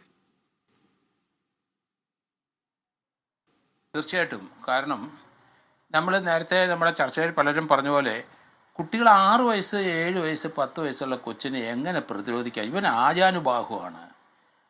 ഇവനൊരു അതുപോലെ തടിയും തൻ്റെയോടെ ഉള്ള ഒരുത്തനാണ്. അവനെ എങ്ങനെ പ്രതിരോധിക്കാനാണ്? അങ്ങനെ അതുകൊണ്ട് അത് മാനസികമായി ആ കുട്ടികൾക്ക് അതിന് പ്രതിരോധിക്കാൻ കഴിയില്ല, ശാരീരികമായും കഴിയില്ല. പക്ഷേ ഇതുപോലെയുള്ള ആൾക്കാരെ നമ്മൾ എന്ത് ചെയ്യാനൊക്കും? നമ്മൾ ഒന്ന് ആലോചിച്ച് നോക്കുക. മാനസിക വൈകൃതം ഉള്ളവരുടെ വളരെയധികം ആൾക്കാർ മലയാളത്തിൽ പെരുകിക്കൊണ്ടിരിക്കുന്ന കാഴ്ചയാണ് നമ്മൾ കാണുന്നത്. അപ്പം ഈ 10ാം ക്ലാസ് കഴിഞ്ഞിട്ട് പിരിഞ്ഞു പോകുന്നവർ, അതുപോലെ 7ാം ക്ലാസ് 8ാം ക്ലാസ്സൊക്കെ പിരിഞ്ഞു പോകുന്നവർ ഉണ്ട്, ധാരാളം ആൾക്കാർ. അവരൊക്കെ സമൂഹത്തിൽ മാനസികമായി അവർക്കൊരു ആരോഗ്യമില്ല, മാനസികാരോഗ്യം ഇവർക്ക് ആർക്കുമില്ല. അവർ ഈ വൈകൃതം ചെറുപ്പം പോലെ ഈ വൈകൃതത്തിൽ തന്നെ ജീവിച്ചു കൊണ്ടിരിക്കുകയാണ്. അവരാണ് ഭൂരിപക്ഷം ആൾക്കാർ ഇതുപോലെ. നമ്മൾ ഒരാളെ കൊന്നു കഴിഞ്ഞാൽ പിന്നെ ആ മൃതദേഹം വൈകൃതമാക്കി അതിനെ ഛിന്ന ഭിന്നമാക്കി പല രീതിയിലുള്ള ആ മൃതദേഹത്തെ കിടന്ന് കളിക്കുകയാണ്. അതൊരു മാനസിക വൈകൃതമാണ്. മലയാളികൾ ഒത്തിരി പേരിങ്ങനെ ആയി കഴിഞ്ഞിരിക്കുന്നു. എവിടെ കാര്യമായ തകരാറ് നമുക്ക് സംഭവിച്ചില്ലേ?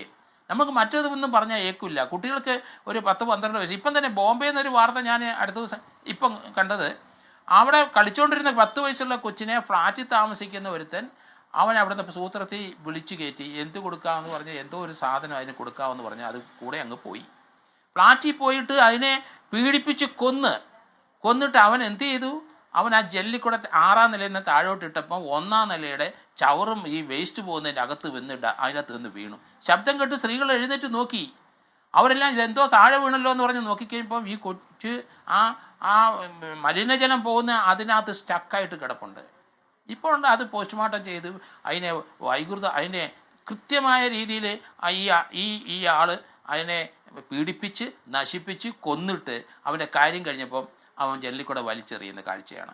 നമുക്ക് ധാരാളം കേസുകൾ ഇതുള്ളൂ. എന്താണ് ഒരാളെ പീഡിപ്പിച്ച് കൊന്ന ശേഷം വീണ്ടും അതിനെ വൈകൃതത്തിലേക്ക് ആ ആളെ നശിപ്പിച്ച് വികൃതമാക്കുന്ന ഒരു പ്രവണത ഇപ്പോഴത്തെ സമൂഹത്തിൽ എല്ലായിടത്തും ഉണ്ട്. നമ്മൾ ധാരാളം കേസുകൾ ഇതേപ്പറ്റി ചർച്ച ചെയ്തിട്ടുണ്ട്.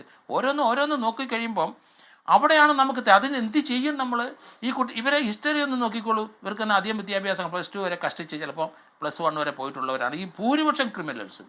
അതേസമയം ഡ്രഗ്സിന് അല്ലെങ്കിൽ ലഹരിക്ക് അടിമയായ ധാരാളം വിദ്യാഭ്യാസമുള്ളവരും ഉണ്ട്. അത് തന്നെ നമുക്ക് ഈ ഇതുപോലെയുള്ള കേസുകളിൽ കൊച്ചുകുട്ടികളെ കൊല അതുകൊണ്ടാണ് ഞാനത്തെ സബാഷിൻ്റെ കാര്യം ഞാൻ പറഞ്ഞത്.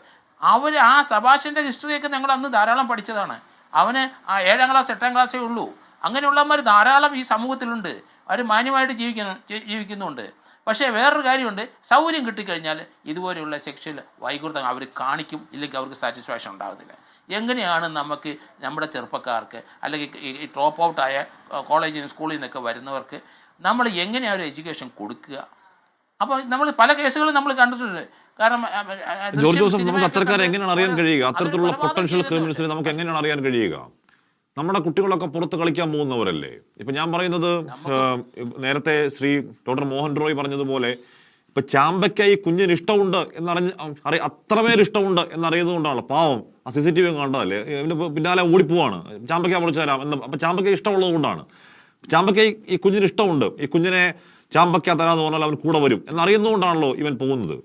അപ്പം നമ്മുടെ ചുറ്റുമുള്ള ആളുകളിൽ ആരാണ് ഒരു ജോജോ ആയി മാറുന്നത് എങ്ങനെയാണ് അറിയാൻ കഴിയുക ശ്രീ ജോർജ് ജോസഫ്? അതിന് പോലീസ് സംവിധാനത്തിന് എന്താണ് ചെയ്യാൻ കഴിയുക? അതിന് സർക്കാർ സംവിധാനത്തിന് എന്താണ് ചെയ്യാൻ കഴിയുക? അതാ ഞാൻ പോലീസിന് ഇത് ഡോക്ടർ മോഹൻ റോയ് അത് കൃത്യമായിട്ട് പറഞ്ഞിട്ടുണ്ട്. നമുക്ക് ഇത് ഒന്നും ചെയ്യാൻ പറ്റുന്നില്ല എന്നുള്ള ഈ വൈകൃതം ഉള്ളവന്മാരെ നമ്മൾ എങ്ങനെ കണ്ടുപിടിക്കും, എങ്ങനെ നന്നാക്കിയെടുക്കും? അതൊന്നും നടക്കാത്ത കാര്യങ്ങളാണ്. പക്ഷേ കുട്ടികളെ നമ്മൾ പ്രിവെൻറ്റ് ചെയ്യുക. ഒറ്റയ്ക്കൊരു കൊച്ചിനെ ഒരിടത്തും നമ്മൾ പറഞ്ഞയക്കരുതെന്ന് നമ്മൾ പഠിച്ചോണം. കാരണം നഷ്ടപ്പെടും. നമ്മുടെ ശങ്കരനാരായണൻ്റെ ആ സംഭവം കൂടെ എൻ്റെ മനസ്സിൽ വരുന്നതാണ്. ആ അപ്പൻ്റെ 13 വയസ്സുള്ള കൊച്ചിനെ അയാൾ പുറത്തു പോയിട്ട് വന്നപ്പം അവിടുത്തെ ഒരു കള്ളനായ ഒരുത്തൻ കൊണ്ടുപോയി പീഡിപ്പിച്ച് അതിനെ കൊന്ന് കാട്ടി വലിച്ചെറിഞ്ഞു. അപ്പൻ എന്ത് ചെയ്യും? ഇയാളെ കണ്ടെത്തി ഇവനെ വെടിവെച്ച് കൊന്നു എന്നുള്ളതാണ്. അതിന് ലൈഫ് ഇംപ്രസ്മെൻറ്റ് കിട്ടി ജയിലിൽ കിടന്ന് 2-3 വർഷം കഴിഞ്ഞപ്പം അതിന് തക്കതായ തെളിവില്ല എന്ന് കണ്ടിട്ട് അദ്ദേഹത്തിനെ കോടതി വെറുതെ വിട്ടു. ശങ്കരനാരായണൻ അടുത്ത ദിവസം മരിക്കുകയും ചെയ്തു. അപ്പോൾ അതുപോലെ ധാരാളം ആൾക്കാരുടെ വേദന നമ്മൾ കാണും. നമുക്ക് എങ്ങനെ പ്രതിരോധിക്കാൻ പറ്റും? അതിനൊരു മാനസികമായി ഹെൽത്ത് ഉണ്ടായേ പറ്റുള്ളൂ. സമൂഹത്തിൽ ഗുണ്ടകളെല്ലാം കാണിക്കുന്ന ഓരോ വൃത്തികേട് നമ്മൾ കണ്ടുകൊണ്ടല്ലേ ഇരിക്കുന്നത്. അത് ഒരാളെ കാലും കൈയും വെട്ടിക്കൊണ്ട് പോകുന്ന നമ്മൾ അവരുടെയൊക്കെ വളർച്ച ആ രീതിയിലുണ്ട്. അതെങ്ങനെ തടയിടാൻ പറ്റും നമുക്ക്? ഡോക്ടർ മോഹൻ റോയ് പറയട്ടെ, എന്ത് ചെയ്യാൻ? അതൊന്നും പ്രായോഗികമായിട്ട് ഒന്നും നടക്കുന്നില്ല നമുക്ക്. അപ്പോൾ ഇതിന് ഈ അവൻ്റെ പഠനകാലത്ത് തന്നെ മാനസികമായ ആരോഗ്യമുള്ള ഒരാളായിട്ട് അല്ല, അത് നമുക്ക് ചെയ്യാൻ പറ്റും ഹാഷ്മി. അത് നമ്മൾ എന്താ ചെയ്യുന്നതെന്ന് വെച്ചാൽ, നമുക്ക് ഇപ്പോൾ പലയിടത്തും ചെയ്യുന്ന ഒരു കാര്യമാണ്. നമ്മളൊരു വ്യക്തി, നമ്മളൊരു സ്കൂൾ കാലഘട്ടത്തിൽ ഇപ്പോൾ നമുക്ക് ആധാർ ഉൾപ്പെടെയുള്ള സംവിധാനമുണ്ട്. സ്കൂൾ കുട്ടികൾക്കും ആധാർ എടുക്കുന്നുണ്ട്. ഈ കുട്ടികളുടെ ഒരു ഡയറി ഉണ്ടാക്കാൻ സാധിക്കും. ഈ ഡയറി എന്ന് പറഞ്ഞാൽ, ഇപ്പോൾ നമുക്ക് സ്കൂളിലെല്ലാവരും ഡയറി ഉണ്ട്, എനിക്ക് തോന്നുന്നു ഗത മേഡത്തിനൊക്കെ അറിയായിരിക്കും. ഈ ഡയറിയിൽ എന്തൊക്കെയാണ് എഴുതുന്നത് നമുക്കറിയാം. നമ്മളും കുറേ ഡയറി എഴുതിയിട്ടുണ്ട്. അതിൻ്റെ അപ്പുറത്തേക്ക് കുട്ടിയിലെ സ്വഭാവ പ്രശ്നങ്ങൾ, ഈ പറയുന്ന ഇതിലേക്ക് നയിക്കാവുന്ന കാരണങ്ങളായ നമ്മൾ പറയുന്ന ഒരു ADHD ഉൾപ്പെടെ, കോണ്ടക്ട് ഡിസോർഡർ ഉൾപ്പെടെ, മാനസിക പ്രശ്നങ്ങൾ ഉൾപ്പെടെയുള്ള അത് ഡയഗ്നോസ് ചെയ്ത് അതിൽ എഴുതണമെന്നൊന്നുമല്ല പറഞ്ഞത്. അതിൻ്റെ സാധ്യതകളുണ്ടെങ്കിൽ അത് നോട്ട് ചെയ്യണം. ഇങ്ങനെ നോട്ട് ചെയ്യുന്നവരെ സ്കൂൾ തലത്തിൽ പ്രാഥമികമായിട്ടോ അല്ലെങ്കിൽ മറ്റ് തലങ്ങളിലോ ഇവരൊക്കെ ഒരു ഇവാലുവേഷൻ നടത്തണം. ഈ ഇവാലുവേഷൻ നടത്തി കഴിഞ്ഞാൽ ഇപ്പോൾ പല കാര്യങ്ങളും നമുക്കറിയാവുന്ന പോലെ ഇവരുടെ കുടുംബ പശ്ചാത്തലവും സാഹചര്യവും ഒക്കെ തന്നെ ജോർജ് സാർ ചോദിച്ചതുപോലെ കുഴപ്പങ്ങൾ ഉണ്ടാകുന്നു എന്നുണ്ടെങ്കിൽ, സാമൂഹിക സാഹചര്യങ്ങൾ ഇവരെ ഇതിലേക്ക് നയിക്കുന്നുണ്ടെങ്കിൽ, നമ്മുടെ സംവിധാനങ്ങളെ ഏകോപിപ്പിച്ചുകൊണ്ട്, ശരിക്കും പറഞ്ഞാൽ നമ്മൾ വീട്ടിൽ കയറണമെന്ന് തന്നെയാണ് പറഞ്ഞത്. വീട്ടിൽ കയറണം. പോലീസോ സാമൂഹ്യ സുരക്ഷാ സംവിധാനങ്ങളോ ബഹുമാനപ്പെട്ട പഞ്ചായത്ത് മെമ്പർമാരുൾപ്പെടെയുള്ള സാമൂഹ്യ സുരക്ഷാ സംവിധാനങ്ങൾ ഇവരുടെ കൂടെ ഉണ്ടാകണം. ഇവരെ ഫോളോ അപ്പ് ചെയ്യണം. ഡ്രോപ്പ് ഔട്ട് ആവുന്ന കുട്ടികളെ പ്രത്യേകം ശ്രദ്ധിക്കേണ്ടതുണ്ട്. ഇതിൽ കൃത്യമായി സമൂഹത്തിനൊരു കണ്ണുണ്ടാവണം. നേരത്തെ ഞാൻ സൂചിപ്പിച്ച പോലെ ഇത്തരം ഒരു പ്രാവശ്യമെങ്കിലും ഒരു ലോ ബ്രേക്കിങ്ങിൻ്റെ ഒരു ഹിസ്റ്ററി, ചരിത്രം അദ്ദേഹത്തിന് ഉണ്ടെന്നുണ്ടെങ്കിൽ അവരെ തീർച്ചയായിട്ടും ഈ സംവിധാനത്തിലേക്ക് കൊണ്ടുവരുമ്പോൾ വിശദമായ ഒരു മനോനില പരിശോധനയ്ക്ക് വിധേയമാക്കണം. അതിൽ അദ്ദേഹത്തിൻ്റെ ഈ ടെൻഡൻസീസ് കണ്ടുപിടിക്കണം. നോക്കൂ, ഇപ്പോൾ ഹാഷ്മി സൂചിപ്പിച്ചതുപോലെ 6 മാസമൊക്കെ ഒരാൾ ഒരു സിസ്റ്റത്തിൽ നിന്നും അപ്രത്യക്ഷനാവുക എന്ന് പറഞ്ഞാൽ അത് നമുക്ക് എങ്ങനെയാണ് അക്സെപ്റ്റ് ചെയ്യാൻ സാധിക്കുന്നത്? ഒരു സംവിധാനങ്ങളുടെയും കണ്ണിലല്ലാതെ ഒരു നാൾ കുറച്ച് നാളത്തേക്ക് ഒരാൾക്ക് അങ്ങനെ അപ്രത്യക്ഷനാവാൻ സാധിക്കരുത്. നമ്മളത് സാധിച്ചു കൊടുക്കരുത് എന്നുള്ളതാണ്. അത്തരത്തിലുള്ള സാമൂഹിക ഉത്തരവാദിത്വം നമുക്കുണ്ടാവണം. എന്നിട്ട് ഇവരെ ആ സംവിധാനത്തിൽ നിന്നും അവരുടെ ലോക്കൽ ഏരിയയിലേക്ക് പോവുകയാണെങ്കിൽ എല്ലായിടത്തും നമുക്ക് പോലീസിൻ്റെ എണ്ണത്തിലുള്ള കുറവുമൊക്കെ നമുക്കിങ്ങനെ തർക്കിച്ചുകൊണ്ടിരിക്കാമല്ലാതെ ഈ പോലീസ് ഇപ്പോൾ തന്നെ നമ്മുടെ നാട്ടിൽ SPCയുമായി ബന്ധപ്പെട്ട് എൻ്റെ ഒരു ശരിയാണെങ്കിൽ ഏകദേശം ലക്ഷക്കണക്കിന്, എനിക്ക് തോന്നുന്നൊരു 5 ലക്ഷമെങ്കിലും SPC കേഡറ്റ്സ് പരിശീലനം കഴിഞ്ഞവരുണ്ടാവും. ഇവരുടെ സംവിധാനത്തോടുകൂടി യുവജന രാഷ്ട്രീയ സംഘടനകളുണ്ടല്ലോ, അവരുടെ സഹായത്തോടുകൂടി സാമൂഹ്യ സുരക്ഷാ സംവിധാനങ്ങളുടെ നെറ്റ്വർക്കിൽ ഇവരുണ്ടായിരിക്കുകയും കുറഞ്ഞത് അവിടെ ഉള്ളവരെ ഇത് അറിയിക്കുകയും ചെയ്യേണ്ടതുണ്ട്. അങ്ങനെ മാത്രമേ ഇതിനെ തടസ്സപ്പെടുത്താൻ സാധിക്കൂ. ഇത്തരം ശക്തമായ സംവിധാനങ്ങൾ ലോകത്ത് വികസിത രാജ്യങ്ങളെന്ന് നമ്മൾ പറയുന്നിടത്തുണ്ട്. കേരളത്തിൻ്റെ ഇപ്പോഴത്തെ സാമൂഹ്യ സാഹചര്യത്തിൽ നമുക്കിത് സാധിക്കുമെന്നുള്ളതാണ്. അതിനുവേണ്ട ഒരു നെറ്റ്വർക്ക് നമുക്കുണ്ട്. നമുക്കിത് വേണ്ടത് ഈ നെറ്റ്വർക്കുകളെ ഏകോപിപ്പിച്ചിട്ടുള്ള ഒരു സംവിധാനം കൊണ്ടുവരണമെന്നുള്ളതാണ്. അല്ലെങ്കിൽ തീർച്ചയായിട്ടും ഇനിയും നമുക്ക് കുഞ്ഞുങ്ങളെ ഇത്തരത്തിലുള്ള നരാധമന്മാർക്ക് നഷ്ടപ്പെട്ടുകൊണ്ടിരിക്കും. സേതുമോൻ, ഞാൻ നേരത്തെ താങ്കളോട് ആദ്യഘട്ടത്തിൽ ചോദിച്ച രണ്ടാമത്തെ ചോദ്യം ഇതായിരുന്നു. അതായത് ഇദ്ദേഹത്തിൽ നഗരപ്രദേശമല്ല. ഇപ്പം നഗരപ്രദേശത്ത് ഒരു വീട്ടിലെ ആൾക്കാർക്ക് അടുത്ത വീട്ടിലെ ആൾക്കാരുമായി ബന്ധമില്ല, അടുത്ത വീട്ടിൽ താമസിക്കുന്നവർ ആരാണെന്ന് അറിയില്ല എന്നൊക്കെ നമ്മൾ ആക്ഷേപം ഉന്നയിക്കും. ഇത് നഗരപ്രദേശമല്ല, ഇത് നല്ല ഒന്നാന്തരം ഗ്രാമപ്രദേശമാണ്. അയൽവാസികൾ തമ്മിൽ നല്ല ബന്ധത്തിൽ, നല്ല ഊഷ്മളതയിൽ കഴിയുന്ന സ്ഥലമാണ്. എന്ന് പറഞ്ഞാൽ ഒരു വീട്ടിലെ കുട്ടികൾ അപ്പുറത്തെ വീട്ടിൽ പോയി കളിക്കാനൊക്കെ സ്ഥിരമായി പോവുകയും ഒക്കെ ചെയ്യുന്ന ആ ഒരു സംസ്കാരമുള്ള ആ ഒരു നല്ല സംസ്കാരമുള്ള പ്രദേശമാണല്ലോ നിങ്ങളുടെ പ്രദേശം. ആ പ്രദേശത്ത് ഇതുപോലൊരുത്തൻ ഒരു കുട്ടിയെ ചാമ്പങ്ങ തരാം, അല്ല ചാമ്പയ്ക്ക പറിച്ചു തരാം എന്ന് പറഞ്ഞ് പ്രലോഭിപ്പിച്ച് ആ വഴുതികളെ കൊണ്ടുപോയി ഈ പറയുന്ന അഴുക്ക് തോട്ടിൽ ചവിട്ടി താഴ്ത്തിയ സംഭവം ഉണ്ടാവുന്നത് എങ്ങനെയാണ്? എന്തുകൊണ്ടാണ് സേതുമോൻ ആ നാട്ടിൽ ആരും അത് കാണാതെ പോയത്? അല്ല, അതിൽ വേറെ കാര്യം എന്താണെന്ന് വെച്ചാൽ അദ്ദേഹത്തിൻ്റെ ഈ ജോജോൻ്റെ കസിൻ അവിടെ ഈ കുട്ടിയുടെ വീടിൻ്റെ അടുത്ത് താമസിക്കുന്നുണ്ട്. ഇവരുടെ ഇപ്പം നമ്മൾ ഈ പറയുന്ന ഏബലിൻ്റെ തറവാട് ഇവൻ്റെ വീടിൻ്റെ അടുത്തായിരുന്നു, ജോജോൻ്റെ വീടിൻ്റെ അടുത്തായിരുന്നു. അപ്പോൾ അങ്ങനെ ഒരു ബന്ധം ഇതിനകത്തുണ്ട്.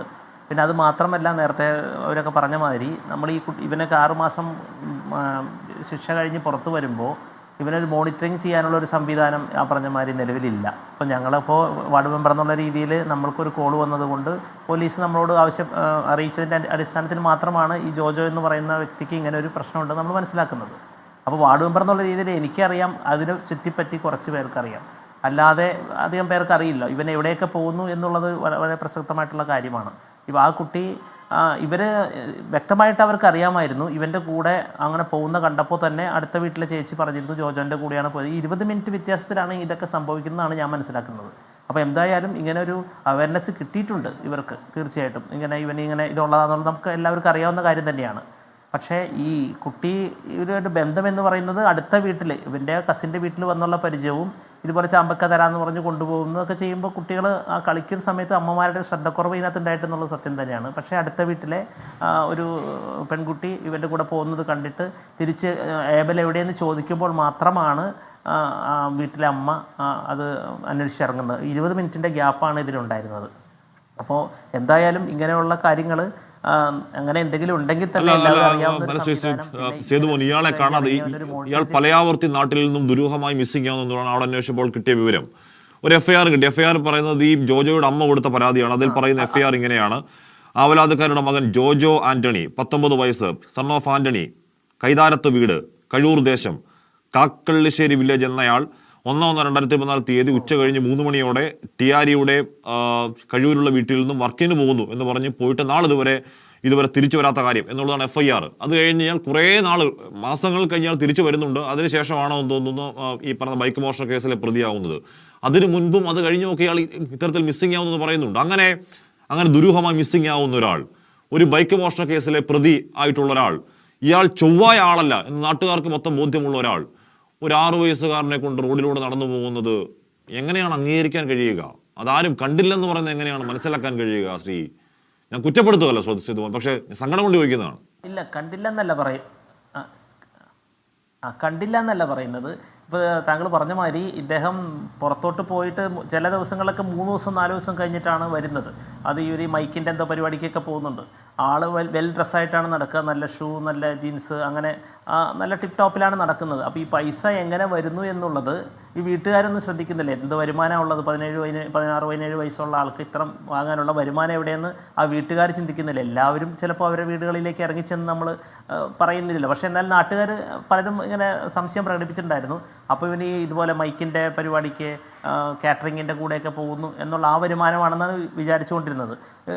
ഞാൻ മനസ്സിലാക്കുന്നത് അതല്ലാതെ ഈ മദ്യമാഫിയ, കഞ്ചാവ് ബന്ധമുള്ള ആൾക്കാരൊക്കെ ആയിട്ട് ഇവന് പരിചയമുണ്ടെന്നാണ്. ഈ 3 ദിവസം 4 ദിവസമൊക്കെ പുറത്തേക്ക് പോയിട്ട് വരുമ്പോൾ തീർച്ചയായിട്ടും ചോദിക്കുന്നത് എവിടെ പോയി എന്ന് വെച്ചാൽ, ഇപ്പോൾ അമ്മ വേറെ അതിൽ യഥാർത്ഥം പറയാനാണെങ്കിൽ ഇദ്ദേഹത്തിൻ്റെ അമ്മ മാനസിക പ്രശ്നമുള്ള ഒരു സ്ത്രീയാണ്.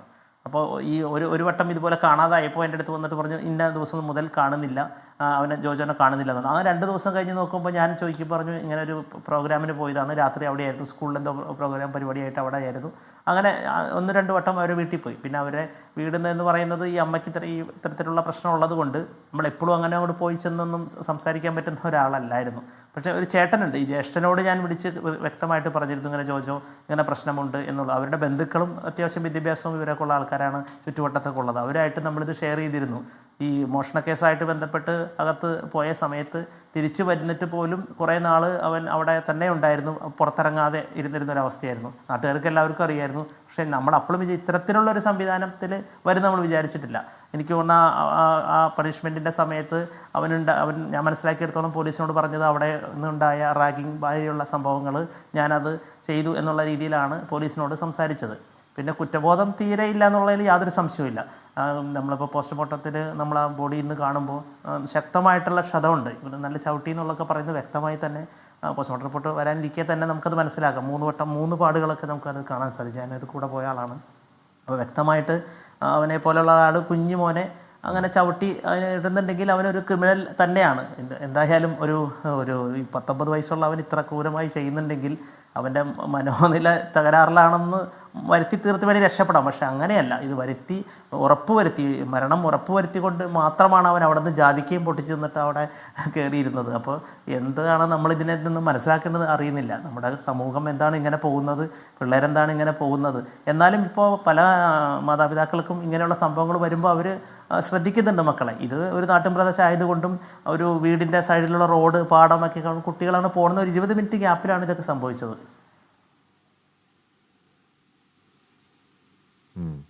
ശരി, ഞാൻ അങ്ങനെ ഭാസ്കർ, ഇവിടെ ഇപ്പോഴുള്ളത് CCTV ദൃശ്യങ്ങളാണ്. അത് ശക്തമായ തെളിവാണ് അല്ലെന്ന് ഞാൻ പറയുന്നില്ല. പക്ഷേ ഇതിൽ മറ്റ് ദൃക്സാക്ഷികളില്ല. മനസ്സിലാക്കിയെടുത്തോളം പോസ്റ്റ്മോർട്ടം റിപ്പോർട്ടിൽ ഈ പറഞ്ഞ മുങ്ങിമരണമാണ് എന്നുള്ളതേ ഉള്ളൂ. ഇവൻ പറഞ്ഞ മൊഴിയാണ് പിന്നീടുള്ള ഒരു കാതലായ തെളിവ്. ഇവൻ ഈ സമൂഹത്തിൽ ജീവിക്കാൻ അർഹനല്ല എന്ന കാര്യത്തിൽ തർക്കമില്ലല്ലോ. അവന് ജാമ്യം കിട്ടി പുറത്തു വരാൻ ഒരു തരത്തിലും അവൻ യോഗ്യനല്ല എന്ന കാര്യത്തിലും തർക്കമില്ലല്ലോ. ശ്രീ ഹസ്കർ, ഈ പറയുന്ന ദൃക്സാക്ഷി ഇല്ലായ്മയിൽ പഴുതുണ്ടാക്കി ആളൂരൊക്കെ വന്ന് ഇവനെ ഊരിയെടുത്തുകൊണ്ട് പോകുമെന്ന് ഭയക്കേണ്ടതുണ്ടോ? ഇല്ല അശ്മി, ഇതിൽ ഈ നിലവിലുള്ള സാഹചര്യ തെളിവുകൾ തന്നെ ജോജോയെ ശിക്ഷിക്കാൻ പര്യാപ്തമാണെന്ന് തന്നെയാണ് ഞാൻ വിശ്വസിക്കുന്നത്. കാരണം വളരെ കൃത്യമായി അതിനാവശ്യമായിട്ടുള്ള സാഹചര്യ തെളിവുകൾ ഇക്കാര്യത്തിലുണ്ട്. ഈ കുട്ടിയെ വിളിച്ചുകൊണ്ട് പോകുന്ന CCTV ദൃശ്യങ്ങളുടെ മാത്രമല്ലല്ലോ ഉള്ളത്, ബാക്കി സാക്ഷിമൊഴികൾ കൂടിയൊക്കെ വരുമ്പോൾ ഈ സാഹചര്യങ്ങൾ മതി. ഈ സാഹചര്യങ്ങൾ നിശ്ചയമായും വളരെ കൃത്യമായ ഒരു മാല പോലെ കോർത്തിണക്കി കോടതി മുമ്പാകെ സമർപ്പിക്കുകയും സമയബന്ധിതമായി ഇത് അന്വേഷണം പൂർത്തീകരിക്കുക എന്നുള്ള ഒരു ഉത്തരവാദിത്വമാണ് കേരള പോലീസിന് മുന്നിലുള്ളത്. അത് അന്വേഷണം പൂർത്തീകരിച്ച് ഒരു കുറ്റപത്രം കൊടുത്തു കഴിഞ്ഞാൽ നിശ്ചയമായും അത് ശിക്ഷയിലേക്ക് എത്തും. മാത്രമല്ല, ഇന്ന് ഹാഷ്മി ഒരുപക്ഷെ ഒരു പ്രായോഗിക തലത്തിലുള്ള ഒരു കാര്യമല്ലെങ്കിൽ പോലും ഇന്ന് ഞങ്ങൾ അഭിഭാഷകരുമായി ചർച്ച ചെയ്ത സമയത്ത് വന്നിട്ടുള്ള ഒരു വലിയ ചിന്തോതീതമായിട്ടുള്ള ഒരു നിർദ്ദേശം എന്ന് പറയുന്നത്, നമുക്കറിയാം ഇപ്പോൾ എന്നെയോ ഹാഷ്മിയോ ഒക്കെ ആരെങ്കിലും തല്ലുകയോ കൊല്ലാൻ ശ്രമിക്കുകയോ കൊല്ലുകയോ ഒക്കെ ചെയ്തു കഴിഞ്ഞാൽ നമ്മൾ സ്വന്തമായി ചികിത്സ തേടണം, നമ്മൾ സ്വന്തമായി മരുന്ന് വാങ്ങണം, മറ്റു കാര്യങ്ങളെല്ലാം നമ്മൾ സ്വന്തമായി നോക്കണം. മറിച്ച് ഒരു കേസിൽ പ്രതിയായി ജയിലിനുള്ളിലേക്ക് പോയാൽ അവന് ജീവിതകാലം ആകമാനം സുഖകരമായി ജീവിക്കാൻ കഴിയുന്ന ഒരു സാഹചര്യമാണ് ഇന്നുള്ളത്. മികച്ച ഭക്ഷണം കിട്ടും, അതുപോലെ തന്നെ മികച്ച വസ്ത്രം കിട്ടും, തൊഴിൽ ലഭിക്കും ശിക്ഷിച്ചു കഴിഞ്ഞാൽ. സമയാസമയങ്ങളായി ആശുപത്രിയിൽ പോകുവാനും എവിടെ പോകണമെങ്കിലും അതിനാവശ്യമായിട്ടുള്ള എസ്കോർട്ടിന് പോലീസുകാരെയും ലഭിക്കുന്ന ഒരു സാഹചര്യമാണ് ഇന്ന് നമുക്കുള്ളത്. ഒരുപക്ഷെ ക്രിമിനൽ അഡ്മിനിസ്ട്രേറ്റീവ് സിസ്റ്റം ഗോവിന്ദചാമി ജയിലിലേക്ക് പോകുന്നതും ഇപ്പോഴുമുള്ള ദൃശ്യങ്ങളൊന്നും കമ്പുന്നത് മനസ്സിലാവും. ഇത്തരം പ്രതികൾക്ക് ജാമ്യം അതെ നിശ്ചയമായി അപ്പൊ വളരെ സുഭിക്ഷമായിട്ട് ജീവിക്കാൻ കഴിയുന്ന ഒരു സാഹചര്യം ജയിലിൽ. ഇതൊരു മനുഷ്യാവകാശ പ്രശ്നവും. കാര്യം ഈ ജയിലിൽ കിടക്കുന്ന തടവ് പുള്ളികളുടെ ഭക്ഷണത്തിൽ ഒരു തരി അഴുക്ക് വീണാൽ ഉടൻ തന്നെ അതൊരു വലിയ മനുഷ്യാവകാശ പ്രശ്നമായി സമൂഹം ഏറ്റെടുക്കും. നമ്മളൊക്കെ തന്നെ ഇത് ചർച്ച ചെയ്യുകയും ചെയ്യും, ഒരു സംശയമില്ല. ആ ജയിലിൽ തടവ് പുള്ളികൾക്ക് കൃത്യമായി ഭക്ഷണം കൊടുക്കുന്നില്ല എന്ന അർത്ഥത്തിൽ നമ്മൾ ചർച്ച ചെയ്യുകയും ചെയ്യും. പക്ഷേ മറിച്ച് ഇവർ ജാമ്യം കിട്ടി പുറത്തു പോകും. പലപ്പോഴും ക്രൈമിൽ പെടുകയും ആ ക്രൈമിൽ നിന്ന് ജാമ്യം ലഭിച്ച് പുറത്തു പോകുമ്പോൾ അവനെ സംരക്ഷിച്ചതിന്റെ ചെലവ് കൂടി അവനിൽ നിന്ന് ഈടാക്കുന്ന തരത്തിലേക്ക് നമ്മുടെ നിയമ സംവിധാനം, ക്രിമിനൽ അഡ്മിനിസ്ട്രേറ്റീവ് സിസ്റ്റം അടിയന്തരമായി മാറണം. എന്നാൽ മാത്രമേ ഒരു ഡിറ്ററന്റ്. നമുക്കറിയാം, നേരത്തെ നമുക്കൊക്കെ വിദ്യാർത്ഥി സംഘടനാ പ്രവർത്തനവുമായിട്ട് ബന്ധപ്പെട്ട് നിരവധി PDPP കേസുകൾ വന്നിട്ടുണ്ട്, പബ്ലിക് പ്രോപ്പർട്ടി ഡിസ്ട്രക്ഷൻസുമായിട്ട് ബന്ധപ്പെട്ട്. സ്വാഭാവികമായിട്ട് ഇപ്പോ അത് ഉണ്ടാവാറില്ല. എന്തുകൊണ്ടെന്നറിയാമോ? വളരെ കൃത്യമായി എത്ര രൂപയാണ് പൊതുമുതൽ നശിപ്പിച്ചിട്ടുണ്ടോ ആ പൊതുമുതലിന്റെ തുക കൂടി കെട്ടിവെച്ചാൽ മാത്രമേ ജാമ്യം കൊടുക്കുള്ളൂ എന്ന വ്യവസായവും നിയമനിർമ്മാണവും വന്നതോടുകൂടി ഇപ്പോ അങ്ങനെ പൊതുമുതൽ നശിപ്പിക്കുന്ന പ്രവണത വലിയ തോതിൽ വിദ്യാർത്ഥി യുവജന സംഘടനകളും സമരരംഗത്തും കുറഞ്ഞിട്ടുണ്ട്. അതൊരു വലിയ മാറ്റമാണ്. അതുപോലെ ഈ കുറ്റകൃത്യങ്ങൾ കുറ്റാരോപിതരായിട്ട് വരുന്ന ആളുകളെ സംബന്ധിച്ച് ഒരുപക്ഷെ നിരപരാധികളെ പലപ്പോഴും കുറ്റാരോപിതരായി ജയിലിനുള്ളിലേക്ക് വരാറുണ്ട്. വളരെ ഒരു നല്ല ശതമാനം ആളുകൾ അങ്ങനെ വരാറുണ്ട്. അവരെ വെറുതെ വിടുന്ന ഘട്ടത്തിൽ സർക്കാരിലേക്ക് അടച്ചിട്ടുള്ള തുക കൂടി തിരിച്ചു കൊടുക്കുന്ന തരത്തിലേക്ക് നമ്മുടെ സിസ്റ്റം ഒന്ന് മാറ്റി എഴുതിയാൽ ഒരുപക്ഷെ നിലവിൽ ഈ പറയുന്ന കുറ്റകൃത്യത്തിന്റെ എണ്ണം കുറയ്ക്കാൻ കഴിയും എന്നു തന്നെയാണ് എനിക്ക് തോന്നുന്നത്. കാരണം ഉറപ്പായും അടിയന്തരമായി അത് ആ പരിഷ്കരണം ആലോചിക്കുന്നതിനൊപ്പം തന്നെ ഇപ്പൊ നമുക്കറിയാലോ ഇതങ്ങനെ കിടക്കും. ഇതെങ്ങനെ കാലാകാലങ്ങളിൽ അപ്പീലിന് മുകളിൽ അപ്പീല്, ഹൈക്കോടതി, സുപ്രീം കോടതി, രാഷ്ട്രപതി ഇപ്പൊ തൂക്കുകയാണെങ്കിൽ രാഷ്ട്രപതി അങ്ങനെ കിടക്കും. ഇപ്പൊ കാലാകാലങ്ങൾ എത്രയോ നാളിങ്ങനെ അങ്ങനെ കിടക്കും. അപ്പോൾ ഈ പറഞ്ഞ കാലതാമസത്തെ കുറിച്ച് കൂടി കോടതികൾ നമ്മുടെ ഈ ലെവലിലുള്ള ചർച്ച അതൊന്നും മതിയാവില്ല. അഗതയിലേക്കൊന്നുകൂടി പോകുന്നു. ശ്രീമതി അഗത കുര്യൻ, ഇവിടെ നമ്മൾ ഈ ഇടയ്ക്കൊരു കാലഘട്ടത്തിൽ ഈ കമ്പാനിയൻഷിപ്പിനെ കുറിച്ച് കുട്ടികൾക്ക് പഠിപ്പിച്ചു കൊടുക്കേണ്ടതുണ്ടോ എന്നൊരു ചർച്ച സജീവമായി ഉണ്ടായിരുന്നു. കമ്പാനിയൻഷിപ്പ് എന്ന് പറയുമ്പോൾ ഏറ്റവും ചുരുങ്ങിയ ഭാഷയിൽ ചാമ്പയ്ക്ക പറിച്ചു തരാം എന്ന് പറഞ്ഞാൽ ആർക്കൊപ്പം പോകാം, ആർക്കൊപ്പം പോകരുത് എന്ന ഒരു ബോധം ആ കുഞ്ഞുങ്ങൾക്ക് പറഞ്ഞു കൊടുക്കാൻ ഇനിയും വൈകണോ നമ്മൾ? അഗത കുര്യൻ, ഇത് വലിയൊരു ചോദ്യമാണ്. പണ്ട് നമ്മൾ എപ്പോഴും പറയാറുണ്ട്, നമ്മൾ കുട്ടികളെ മനുഷ്യരാശിയുടെ ഒരു നന്മയെക്കുറിച്ച്, മനുഷ്യരെ വിശ്വസിക്കുന്ന നന്മയുള്ള മനുഷ്യരെ നമുക്ക് കാണാൻ പറ്റും എന്നൊക്കെ പറഞ്ഞു വളർത്തണമെന്ന്. പക്ഷെ ഞാനിപ്പോൾ വളരെ വലിയ ദുഃഖത്തോടു കൂടി ചോദിക്കുകയാണ്, ഒരു മനുഷ്യനെയും വിശ്വസിക്കാൻ പാടില്ല. അതായത് ചുറ്റുമുള്ള ഇൻക്ലൂഡിങ് നമ്മുടെ ഏറ്റവും ക്ലോസ് ആയിട്ടുള്ള ഇമ്മീഡിയറ്റ് ആയിട്ടുള്ള ബന്ധുക്കൾ ഉൾപ്പെടെ നമുക്കൊരു പൊട്ടൻഷ്യൽ ത്രെട്ടായി മാറാം എന്നുള്ള ഒരു ഭീതി, അതൊരു ഭീതിയിലാന്ന് തോന്നുന്നു. എനിക്ക് തോന്നുന്നു മാതാപിതാക്കൾ ഇന്ന് തങ്ങളുടെ മക്കളെ ഒക്കെ തന്നെ വളർത്തിക്കൊണ്ടിരിക്കുന്നത്. എനിക്ക് വളരെ വലിയ സങ്കടം തോന്നുന്ന കാര്യങ്ങൾ, ഒരു നേരം ഭക്ഷണം കഴിക്കണമെങ്കിൽ ജോലിക്ക് പോയേ പറ്റൂ എന്ന രീതിയിലുള്ള കുടുംബങ്ങളുണ്ട്. അച്ഛനും അമ്മയും ജോലിക്ക് പോയേ പറ്റുകയുള്ളൂ. അത്തരം സാഹചര്യത്തിൽ അവരുടെ മക്കളെ എവിടെ ഏൽപ്പിക്കും? അത്തരം ഒരു വലിയൊരു പ്രശ്നമാണ് നേരിടുന്നത്. ഞാൻ നേരത്തെ പറയുകയുണ്ടായി ഹാഷ്മിയോട്, സ്കൂളിൽ വിടുന്നത് കൊണ്ട് മാത്രം തങ്ങളുടെ മക്കൾ സുരക്ഷിതരാണ് എന്ന് എന്നോട് നേരിട്ട് പറഞ്ഞിട്ടുള്ള മാതാപിതാക്കളുണ്ട്. അത്തരം ഒരു സാഹചര്യത്തിൽ സർക്കാർ സംവിധാനങ്ങൾക്ക്, നമ്മുടെ ഒരു വെൽഫെയർ സ്റ്റേറ്റ് ആണ്, അത്തരം ഒരു വരുമ്പോൾ നമ്മുടെ ആർട്ടിക്കിൾ 19 അനുസരിച്ച്, നമ്മുടെ റൈറ്റ് ടു ലൈഫ് അനുസരിച്ച് കുട്ടിയും അതിൽ പെടുന്ന ഒരാളാണ്. എങ്ങനെ വളരെ ഡിഗ്നിറ്റിയോടുകൂടി വളരെ സേഫ് ആയിട്ട് ജീവിക്കാൻ സാധിക്കും? നമ്മുടെ ചർച്ച തുടങ്ങിയത് തന്നെ വെക്കേഷൻ കാലഘട്ടത്തെക്കുറിച്ച് പറഞ്ഞിട്ടാണ്. ഇത്തരം ഒരു വെക്കേഷനുകളിൽ സമ്മർ ക്യാമ്പ് നടത്തുന്നതൊക്കെ വളരെ വലിയ പ്രശ്നമായി സർക്കാർ അതിനെതിരെ നടപടി എടുത്ത ഒരു കാലമായിരുന്നു കഴിഞ്ഞ വർഷത്തെ മധ്യവേനൽ അവധി. അപ്പോൾ ഇത്തരം ഒരു കാലഘട്ടത്തിൽ എങ്ങനെ നമ്മുടെ കുട്ടികൾ സുരക്ഷിതരായിരിക്കും എന്നുള്ളത്. പണ്ട് നമ്മൾ പറയും നമ്മൾ ചുറ്റുമുള്ള കുട്ടികളുടെ കൂടെ കളിക്കാൻ പൊക്കോളൂ എന്ന്. ഈ പറയുന്ന ഇന്ന് മാളയിൽ സംഭവിച്ച ആ കുട്ടിയും കൂട്ടുകാരോടൊപ്പമാണ് കളിച്ചുകൊണ്ടിരുന്നത്. പക്ഷെ അവിടെയും എന്തുകൊണ്ട് അവൻ മാത്രം, നേരത്തെ എനിക്ക് തോന്നുന്നു ഡോക്ടർ മോഹൻ റോയ് പറയുകയുണ്ടായി, ആ കുറ്റവാളി കൃത്യമായി മനസ്സിലാക്കി അവൻ്റെ ഇഷ്ടം എന്താണ്, അവൻ എന്താണ് താല്പര്യം, ഏത് ചൂണ്ടയിട്ടാൽ അവൻ കൊത്തുമെന്ന് മനസ്സിലാക്കിയ അത്രത്തോളം പ്രിപ്പറേഷൻ ഉള്ള ഒരു കുറ്റവാളിയാണ് അവനെതിരെ ഉണ്ടായിരുന്നത്. ആ ഒരു സാഹചര്യത്തിൽ അധ്യാപകരും നമ്മുടെ സർക്കാർ സംവിധാനങ്ങളും അഭിഭാഷകരും മനോരോഗ്യ വിദഗ്ധരും ഉൾപ്പെടെ ഒരു വലിയ സമൂഹം കുട്ടികളെ എത്തരത്തിൽ എക്യുപ്ഡ് ആക്കാമെന്ന് ശ്രദ്ധിക്കണം എന്നാണ് ഞാൻ വിചാരിക്കുന്നത്. അതിനുവേണ്ടി നമ്മുടെ പാഠ്യപദ്ധതിയിലായിക്കൊള്ളട്ടെ, സർക്കാർ സംവിധാനങ്ങൾ, സ്കൂളുകളിൽ ചെയ്യുന്ന കാര്യങ്ങളാവട്ടെ, വളരെ വലിയൊരു മാറ്റം. പെട്ടെന്ന് ഇതിനൊരു റിസൾട്ട് ഉണ്ടാവും എന്നുള്ള പ്രതീക്ഷയൊന്നും എനിക്കില്ല. പക്ഷേ ചെറിയ ചുവടുവയ്പ്പുകളെങ്കിലും ഇതിനാവശ്യമാണ്. മറ്റൊരു കാര്യം എനിക്ക് തോന്നിയത്, ഈ ഒരു അവധിക്കാലത്ത് കുട്ടികളെ നമ്മൾ ലഹരിയെ കുറിച്ച് പറയുന്നത് പോലെ അത്തരം ചുവടുവെപ്പുകൾ ഇനി വൈകാനും പാടില്ല. അത്തരം ചുവടുവെപ്പുകൾ, ഇത്തരം സംഭവങ്ങൾ ആവർത്തിക്കുന്ന പശ്ചാത്തലത്തിൽ ഇനി വൈകാനും പാടില്ല. നമ്മൾ ലഹരിയുടെ കാര്യത്തിൽ നമ്മൾ വൈകി ഇതിന്റെ ദുരനുഭവം നമ്മൾ ഈ ദിവസങ്ങളിൽ നമ്മൾ കാണുന്നുമുണ്ട്. തിരികെ എത്താം. പ്രിയപ്പെട്ട പ്രേക്ഷകരെ, നമ്മൾ ചർച്ചയിൽ കേൾക്കുന്നതും കാണുന്നതും ഒക്കെ പേടിപ്പിക്കുന്ന, ആശങ്കപ്പെടുത്തുന്ന ഒരു കെട്ടകാലത്തിന് ദൃക്സാന്തങ്ങളാവുന്നു. ഒരിക്കൽ കൂടി വെക്കേഷൻ കാലമാണ്. നമ്മുടെ കുഞ്ഞുങ്ങൾക്ക് നേരെ വിട്ടുവീഴ്ചയില്ലാത്ത ഒരു സുരക്ഷയുടെ കണ്ണ് പിന്നാലെ ഉണ്ടാവണം എന്ന് മാത്രം ഒരിക്കൽ കൂടി ഓർമ്മപ്പെടുത്തുകയാണ്. നേരത്തെ പറഞ്ഞതുപോലെ നിയമവ്യവസ്ഥയെ ബഹുമാനിക്കുമ്പോൾ തന്നെ ശങ്കരനാരായണൻ എന്നൊരു പിതാവിനെ ഓർത്തുകൊണ്ട് എൻകൗണ്ടർ പൂർണ്ണമാവുന്നു. Thank you. Good night.